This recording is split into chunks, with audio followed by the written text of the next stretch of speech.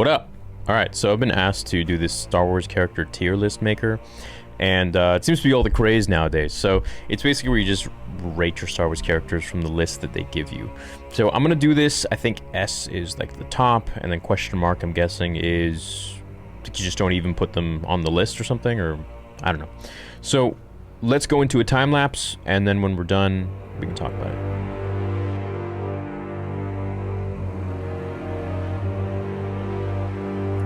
Now, I'm picking Kylo because I think Kylo is by far the coolest character that ever came out of the sequels. While I do think he was treated poorly in the sense that he had so much more potential to show us, and not just be whiny, and then all of a sudden once he changes to the light, he doesn't really have any lines other than ouch or ow, and that's it. So I still think he is a really cool character, and I'm going to throw him in my top tier list because I know that they're going to make more stuff about him, like a backstory, maybe a backstory show or whatever, and I'm really hopeful for it. I think it's going to be cool. Hopefully. So, hopefully. So I hope, there's a lot of hopes in this. So that's why I put Kylo in S. Let's continue. This is a tough one. I love John Boyega as a person, but his character, which had so much potential as well, was treated absolutely poorly, and he was basically just clickbaited to be this Jedi in The Force Awakens trailers and promos, as he said, and then reduced to even less than a background character, just someone who screams Rey. So I'm going to put him into here for what they did to his character. But I think the idea of the character was absolutely magnificent from the get-go, but what they did with it, the execution was horrible. The actor himself, brilliant guy.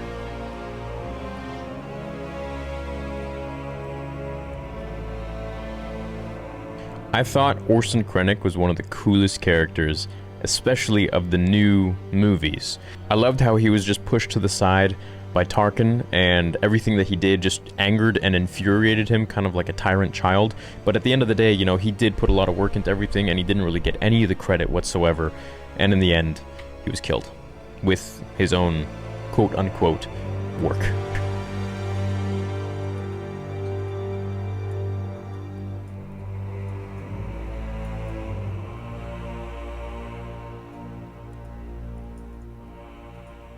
Sad to do this, but of course Luke Skywalker, who I put up there in the S category.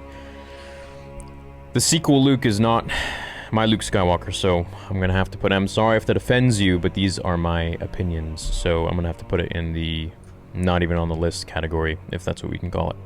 Let's continue. Phasma, again, super cool character, built up to be this massive badass, but reduced to nothing, really, so. Kira, I want to know more about her and her connection to Darth Maul, the Crime Syndicate, Black Sun, and I want to follow Darth Maul's adventures on Dathomir, and I really hope we get a Solo too. If they turn it into a TV show, which is what I hear they're going to do, great. I'm all for it. You know, even though the sequels obviously had a lot of their problems, it still doesn't mean that I dislike everything in there. I think there are some very cool plot points. I think there are, well, I use that loosely. I think there are some cool potential plot points from the things that they gave us, such as Kylo on Mustafar and the Eye of the Webbish Bog and this and that, as well as certain characters. I think this character is super cool. I forgot his name, but I just remember he was pretty dope. Rey, so much potential, could have been such a great character, but they made her an aimbot. Snoke, again, this is another character that had immense opportunity to be one of the coolest characters of the entire saga.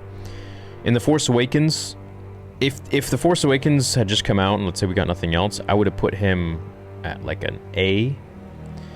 But since we know that he was literally just nothing, he was just a bunch of spliced genes, as written in the novel for Episode 9, that Palpatine scientists put together in order to create him as a host for Palpatine's spirit, and reduced to literally 2 pieces to nothing.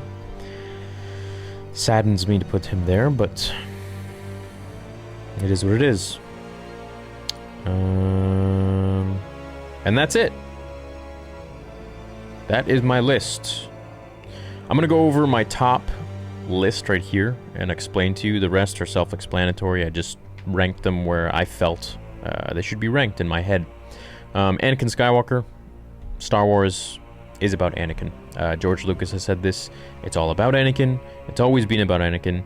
Luke is merely the catalyst to bring Anakin outside of Darth Vader. And the whole story of Star Wars, from its beginning, not the spin-offs, the whole story of Star Wars is about becoming a good person even when you've made bad choices, essentially. It's a space drama about father and sons, and it tells you that no matter what you've done, it's never too late to turn back and change your life and make your life what you want it to be. So just because you've done bad things doesn't mean you have to continue being a bad person. It's never too late to change, even up until your last breath, just like we saw. Beautiful story, very poetic. I love it. Qui-Gon Jin is probably my second favorite character, if not my favorite character. It's a tie between him and Anakin. He is someone who uses his brain. He doesn't just blindly follow what the Jedi say. While the Jedi are the ones who are righteous, and they are the good, sure, the Sith are cool, and I may, I may ship for the Sith. I may think they're pretty badass, but at the end of the day, no one wants to be a Sith. They are evil. They are dark.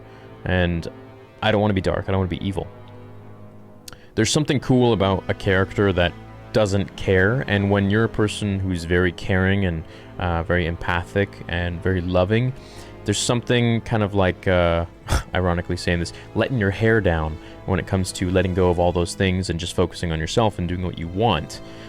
But ultimately, it turns you into an evil person. So that's why I like Sith, because they're fictitious. But at the end of the day, if I were to choose, I would always be Jedi. I'd always be a good person. And Qui-Gon lands not in the middle of Sith and Jedi. He isn't a gray, but he's a Jedi that uses his brain and doesn't just follow politics. He follows the will of the Force, which is what the Jedi were originally supposed to do, and not just get caught up in the war, which was all created by the Sith Lord himself, Darth Sidious. Darth Maul, self-explanatory. Very, very cool character, very versatile character. In the canon novel, I think Queen's Peril or something, one of the new Padme novels, he actually explains, and I'm going to make a video about this, he actually explains that one of the reasons he hates the Jedi is because they didn't take him in. They didn't find him first. So, I thought that was interesting. How I feel about it, it's up for debate. I think I like the idea of Darth Maul being a pure-blooded, just hates Jedi. The idea of him not liking them because they didn't include him in their club is kind of, I don't know, it's kind of lame, but well, whatever. Palpatine, he's the most powerful and cunning.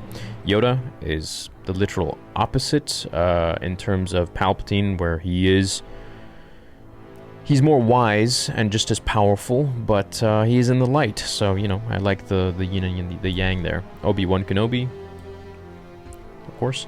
Luke, the embodiment of hope, the embodiment of not knowing where you're from, what you're destined to do in life, and yet finding that way and achieving it, and failing along the way, just like all of us do in real life, unlike how they have written Rey's character, or wherever I put her, which is unfortunate because she could have been a really awesome character, but as I said, they made her an aimbot.